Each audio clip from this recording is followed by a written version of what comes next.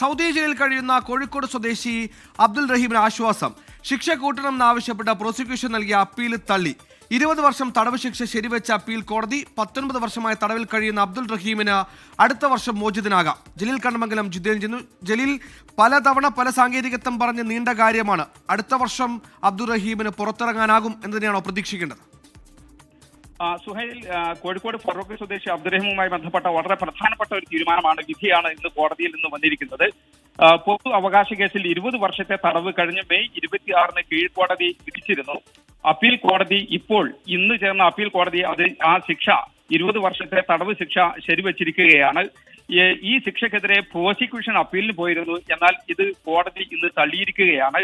20 വർഷം തന്നെ തടവ് ശിക്ഷ ഈ പൊതു അവകാശ കേസിൽ അബ്ദുറഹീം അനുഭവിച്ചാൽ മതി എന്നാണ് ഇപ്പോൾ അപ്പീൽ കോടതി പറഞ്ഞിരിക്കുന്നത്. 19 വർഷത്തെ തടവ് ശിക്ഷ ഇതിനകം അനുഭവിച്ചു കഴിഞ്ഞു. ഇനി 1 വർഷം കൂടി, ഏതാനും മാസങ്ങൾ കൂടി തടവ് ശിക്ഷ അനുഭവിച്ചാൽ അബ്ദുറഹീമിന് മോചിതനാകാൻ സാധിക്കും.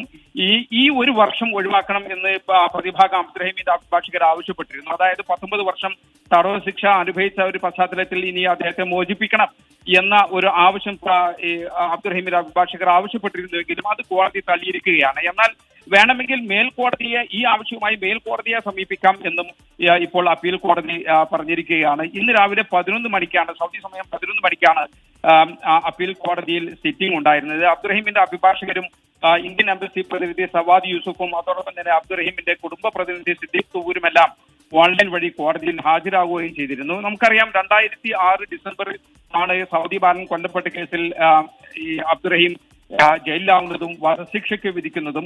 2023-ൽ ആ വധശിക്ഷ സൗദി സുപ്രീം കോടതി ശരിവെക്കുകയും ചെയ്തു.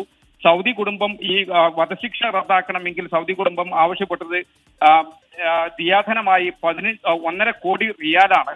2024 ഏപ്രിൽ 16 മുമ്പ് അത് നൽകണമെന്ന് അന്ന് ആവശ്യപ്പെട്ടു. അത് മലയാളികൾ സ്വരൂപിച്ച് നൽകുകയും ചെയ്തു. കഴിഞ്ഞ വർഷം ജൂലൈ 2-ന് വധശിക്ഷ റദ്ദാക്കുകയും ചെയ്തു.